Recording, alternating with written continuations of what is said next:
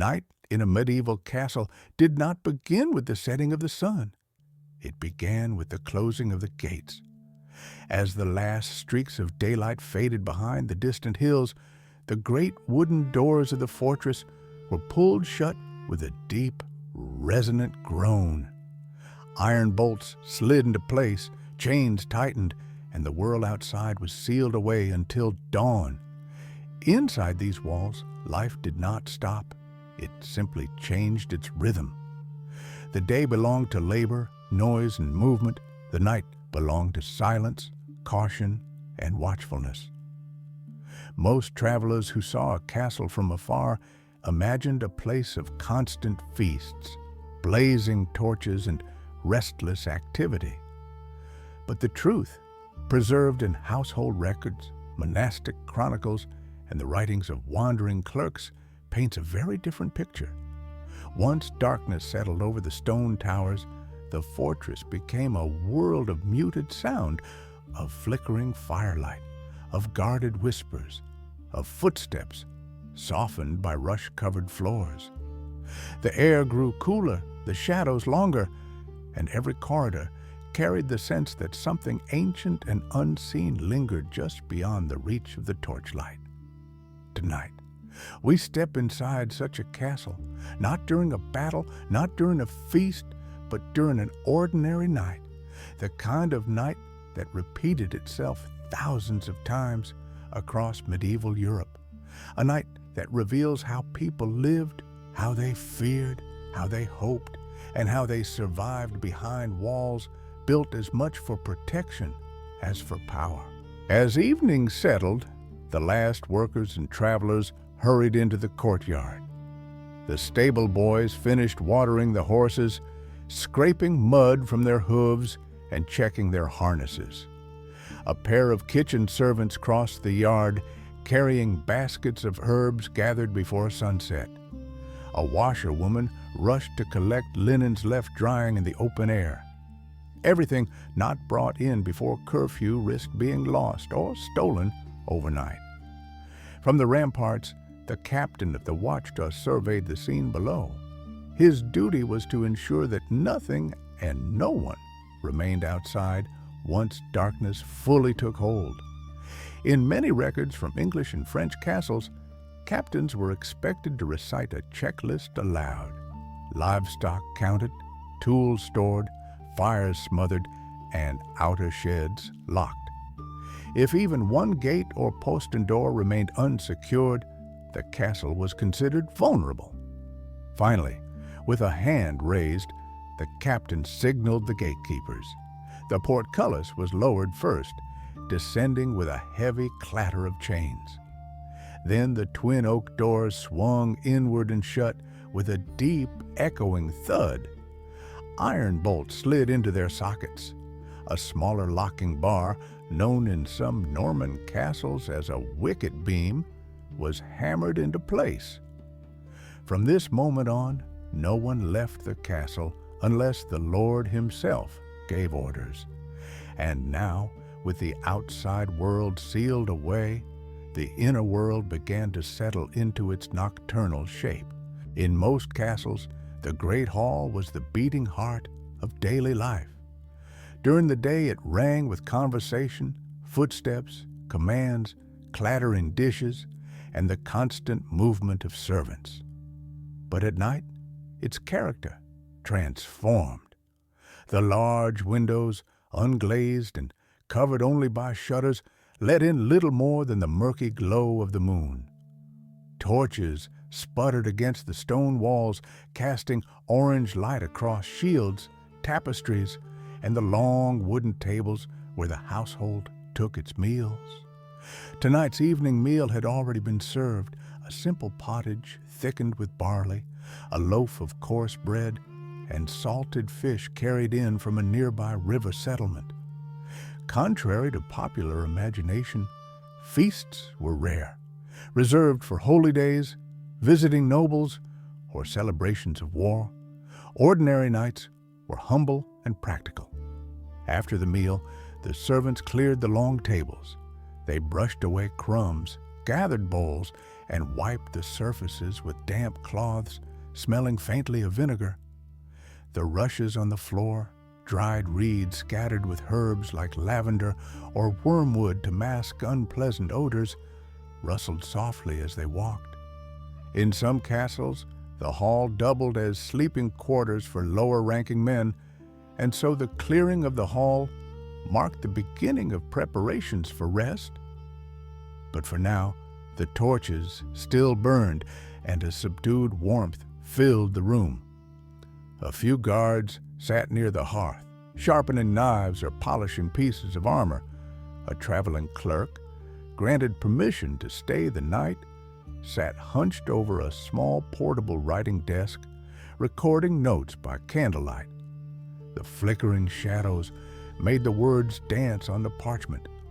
It was here, in the great hall, that the contrast between day and night was felt most keenly. The noise of the day had vanished, replaced by a tranquility that was not quite peaceful, more like a breath held in anticipation. Behind a thick, smoke-darkened door lay the kitchens, still warm from the day's cooking. These rooms seldom slept. The castle's cooks and scullions worked in shifts, preparing dough for the next morning's bread or boiling water for early meals. In some larger fortresses, a night cook was assigned to tend the banked hearth, ensuring the fire never died completely. Restarting a cold hearth in the morning wasted valuable fuel and time. On the wooden tables lay the tools of the trade: cleavers, stone mortars, wooden bowls, and iron pots. A great cauldron hung above the hearth, filled with water that would be used at dawn. The room smelled of smoke, onions, and damp stone. A young scullion scrubbed wooden trenchers in a basin, the sound of water sloshing softly in the dim room.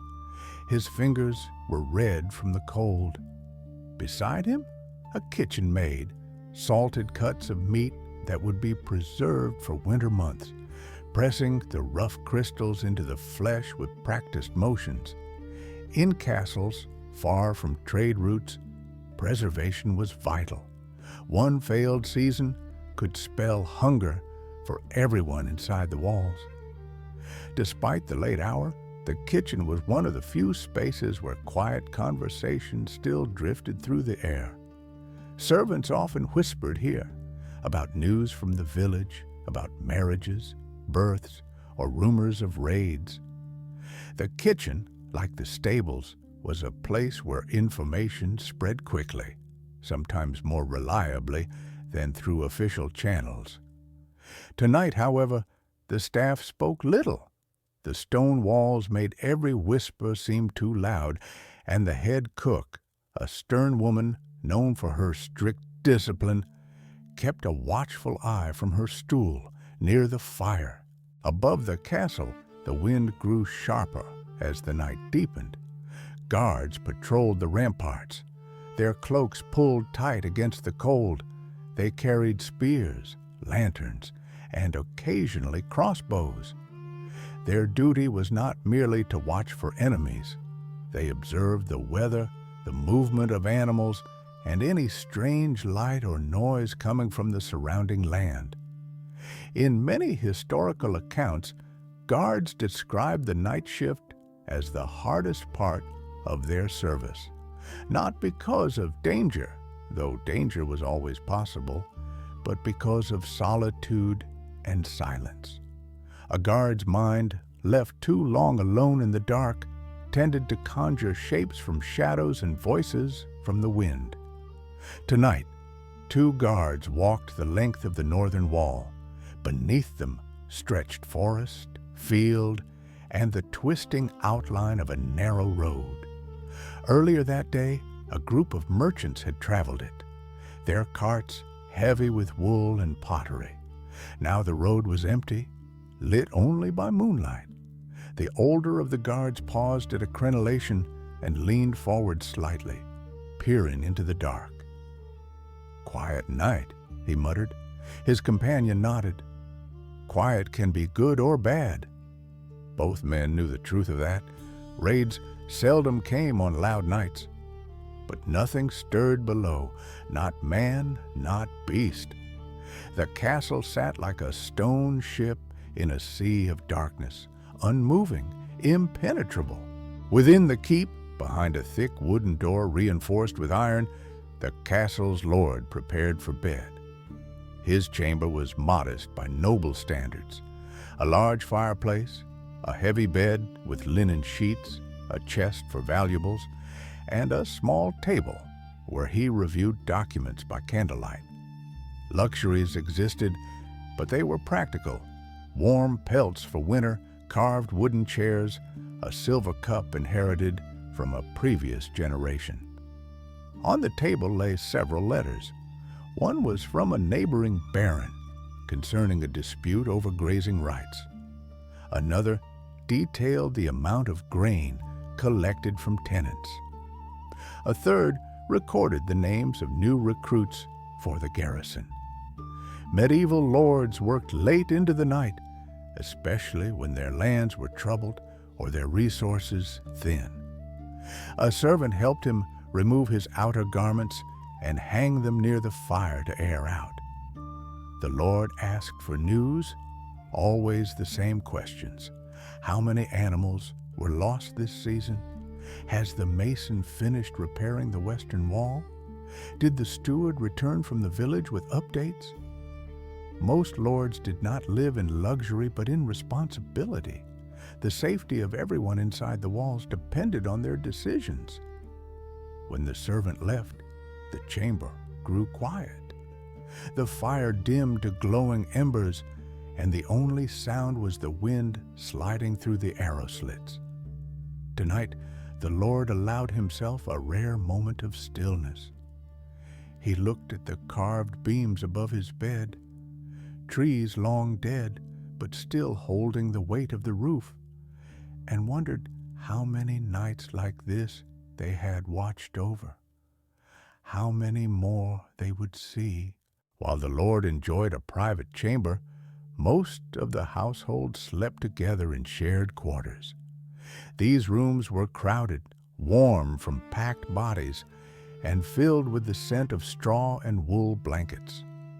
Servants claimed corners with personal items: a wooden comb, a small pouch of herbs, a scrap of cloth tied to a beam. Sleep came quickly here. Their days were long and exhausting. A young maid curled under a blanket patched many times over. Her hands were rough from scrubbing floors and washing linens, but she clutched a small wooden charm against her chest, a token given to her by her mother before she entered service. Nearby, two stable boys whispered about a horse that had acted strangely that morning. One swore it had refused water, a sign he believed foretold bad weather. In the dim room, a few candles burned low. Eventually, these too were extinguished, and the servants drifted into dreams, shaped by the rhythm of their daily tasks. Above them, footsteps echoed faintly from the ramparts, guards continuing their rounds. By the time the moon reached its highest point, the castle was as still as a tomb. The fires in the great hall had burnt down to glowing coals. The air smelled faintly of wood smoke and the sweet herbs scattered across the rushes earlier that day. These hours, between dusk and midnight, were considered the safest, the most predictable. If trouble came, it usually arrived later, when the world lay in its deepest sleep. In some castles, a bell rang softly to mark the changing of the guard. This practice, documented in several monastic-influenced regions, helped maintain order, even on the darkest nights. Yet tonight, the bell chimed once. A new pair of guards took to the walls, while the tired ones descended the stairs, rubbing their hands together against the cold. One guard paused near the hall, warming his hands over the embers before continuing to his pallet in the barracks. The castle breathed differently at night. Slowly, deeply, like an ancient creature at rest. Around midnight, the castle entered what many chroniclers called the vulnerable hours. This was the time when exhaustion, cold, and silence worked together to dull the senses. Guards fought sleep with steady walking, biting their tongues, or gripping the shafts of their spears tightly enough to feel pain.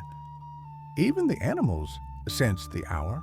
Horses shifted in their stalls, dogs lifted their heads only to settle down again, and the crows, nesting on the outer walls, fell quiet. The inner bailey, a courtyard surrounded by stables, workshops, and storage sheds, looked almost spectral under the moonlight. Barrels, carts, and tools cast hard-edged shadows across the packed earth. A thin mist rose from the ground, stirred by the wind, slipping through cracks in the outer walls. It was here that the night watch often felt the strangeness of the hour most acutely. One guard stopped near the well at the center of the courtyard. He leaned over the stone rim, peering down into the blackness. Wells in castles were lifelines. Without them, a siege could be lost in days. But at night, their depth became unsettling. Even a tossed pebble seemed to fall forever before a faint splash returned from below. He turned away quickly. Even the bravest men disliked looking too long into darkness that did not look back. A few paces away, the smithy lay closed, its forge cold. Tools hung neatly on the walls, waiting for dawn. During the day, the ringing of the blacksmith's hammer filled the courtyard. Now the absence of that sound felt almost uncomfortable. Silence in a castle could be heavier than noise. Medieval people respected the night in a way difficult to grasp today. They feared not only raiders or thieves, but also illnesses, strange dreams, wandering spirits, and misfortune. The boundary between the natural and the supernatural blurred after dark. Priests wrote warnings about temptations that came in silence. Guards spoke of shadows that moved when no wind blew. Servants insisted that certain corridors were unlucky to pass through alone. Tonight, a squire in the barracks woke suddenly, heart pounding. He stared into the rafters overhead, listening to the muted wind. He could almost swear someone had whispered his name. But when he sat up, the room was quiet. The others sleeping heavily around him, dream or fear, he could not tell. Chroniclers from the 12th and 13th centuries often remarked that castles, for all their strength, were places of unease at night. The walls protected the body, but the darkness tested the mind. Rumors of curses, wandering knights, restless dead, and strange lights in the woods traveled quickly from one garrison to another. Whether these tales were believed or simply tolerated mattered little. The night lent them weight. Not all inhabitants of a castle slept in comfort, or slept at all. Beneath the keep, in a chamber dug into the cold earth, a single prisoner sat chained to a stone ring set into the wall. Castles rarely held many captives, but when they did, they were kept in simple, harsh conditions. The idea was not cruelty for its own sake, but security and practicality.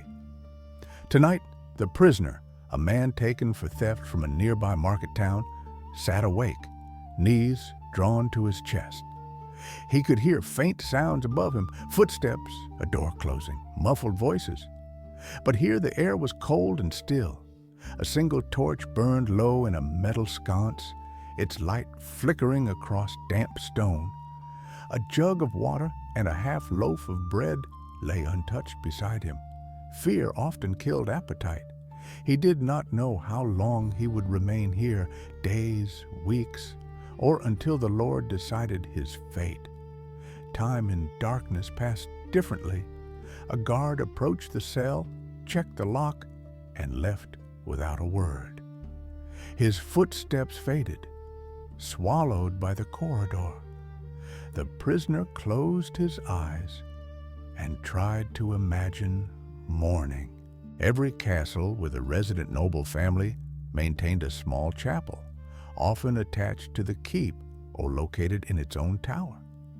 Tonight, the chapel lay quiet, lit only by a single sanctuary lamp, a small flame symbolizing the eternal presence of God. The room smelled of old incense and stone that had absorbed centuries of whispered prayers. A priest, long accustomed to night vigils, knelt near the altar. His prayers were soft, steady, shaped by routine rather than emotion. Medieval priests kept irregular schedules, often rising in the middle of the night to recite psalms. His voice echoed faintly against the stone walls, giving the impression that more voices joined him. He prayed not only for the lord and lady of the castle, but also for the servants who toiled unseen, for the guards who risked their lives at the walls, and even for the prisoners kept below. Prayer in this world was as much a shield as the castle walls themselves. Outside, the wind picked up, rattling the narrow windows. The priest paused, listening, then he returned to his psalm, unbothered. Castles spoke many languages: wind, wood, stone, fire. Only long years taught a man which sounds were normal and which warned of danger. Tonight, there was no danger in the wind. In a room crowded with wooden bunks, the castle garrison slept, if it could be called sleep. Soldiers were trained to rest lightly, ears attuned to sudden noises. Dreams were often interrupted by orders, alarms, or the changing of the guard. Straw mattresses rustled softly as men shifted in their sleep. A few murmured unintelligible words, lost in dreams of battle or home. A dog stretched beside the doorway, twitching occasionally as if chasing something in its sleep. Against the far wall, a pair of helmets hung side by side. Their polished surfaces caught the moonlight spilling through a high slit in the wall. Armor, shields, and weapons were kept close, always ready. One soldier, older than most, lay awake staring at the ceiling. He had served in this castle for more years than he cared to count. He knew every sound the building made, every loose stone, every squeaking hinge, and every cold draft. Tonight felt ordinary, but ordinary nights often troubled him the most. Without the urgency of conflict, his mind drifted to memories of old battles, fallen comrades, and mistakes that time had not erased. He turned over, pulling his blanket tighter. Sleep, for him, would come only just before dawn. As the night deepened, a movement stirred near the base of the outer wall. A figure, hooded and hunched, slipped between the stables and the storage sheds, keeping to the darkest corners. The guards on the ramparts did not notice. Their lanterns swayed in opposite directions, leaving a gap in their watch. But this figure was not an assassin or a spy. It was only a kitchen girl, barefoot and shivering, sneaking outside to retrieve a bundle of herbs forgotten before the gates closed. The head cook would punish her harshly if they spoiled. Her breath came in quick bursts as she darted across the courtyard, clutching the herbs to her chest. She was nearly back to the kitchen door when a guard called out sharply from above, "You there?" She froze. The guard raised his lantern, narrowing his eyes. Recognizing her, he sighed. "Get back inside," he muttered, "and next time, remember your work before sundown." She nodded quickly and disappeared through the doorway. Even harmless moments could become dangerous under the weight of medieval discipline. The darkest hour of night came just before dawn. This was when fires needed the most tending, when the guards felt the cold most sharply, and when the mind played tricks from exhaustion. A few more hours, and the world would slowly return to movement. But for now, the castle existed in a suspended state, between sleep and waking, between danger and safety. In the great hall, the embers glowed faintly, red and gold. Occasionally, one cracked softly, sending a tiny flare of light across the room. Shadows clung to the rafters. On the ramparts, a thin frost formed on the battlements. The guards stamped their feet and rubbed their hands together, breath rising in pale clouds. A fox trotted across the road far below, its shape barely visible. Inside the keep, candles had long since burned out. Only the Lord's chamber held a faint glow. He had fallen asleep while reading, the candle guttering next to a pile of documents. A servant would find it at dawn and extinguish what little wax remained. The castle felt ancient in these hours, as though it predated its own walls, as though it remembered every night that had passed within its stones, nights of peace, nights of fear, nights of celebration, nights of mourning. Tonight would join them, unremarked by history, yet essential to the rhythm of medieval life. Gradually, a pale light crept over the eastern horizon. The sky shifted from black to deep blue, and the sharpness of the air softened. A rooster crowed from the stables, startling the horses into quiet movement. The guards straightened. Their shift was almost over. A servant crossed the courtyard carrying an armful of firewood. His steps were slow, stiff from sleep, but the routine was familiar. He had done it every morning since he was old enough to carry a bundle. Smoke soon rose from the kitchen chimney, curling into the early light. The chapel bell rang once, marking the beginning of morning prayers. In the great hall, servants returned, stirring the embers back to life. They swept the rushes, gathered scattered bones from last night's meal, and set out basins of water for the day's tasks. Life began again. The castle exhaled, releasing the tension of the night. As full daylight finally broke across the walls, the castle changed once more.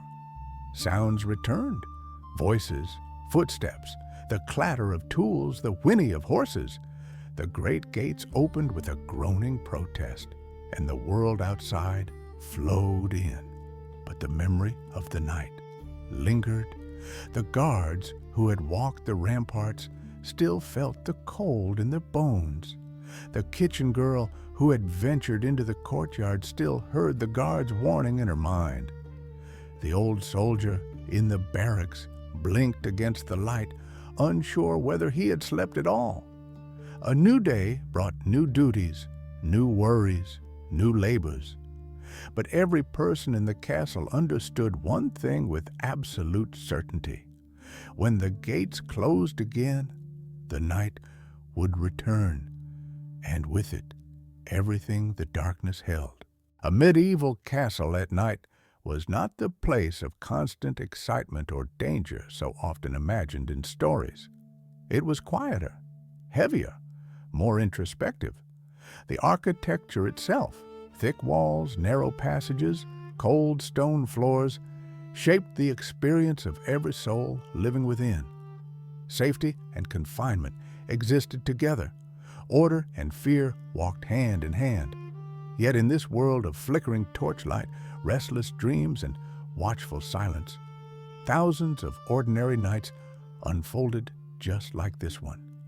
They passed without mention in chronicles, overshadowed by battles, feasts, and great political events.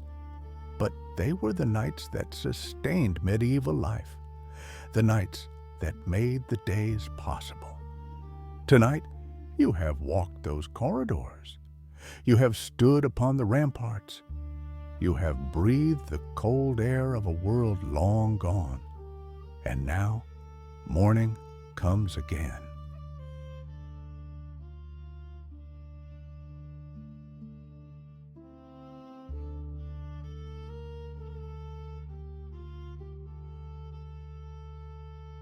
If tonight's journey brought you a moment of calm or a spark of curiosity, you're always welcome to wander these stories again.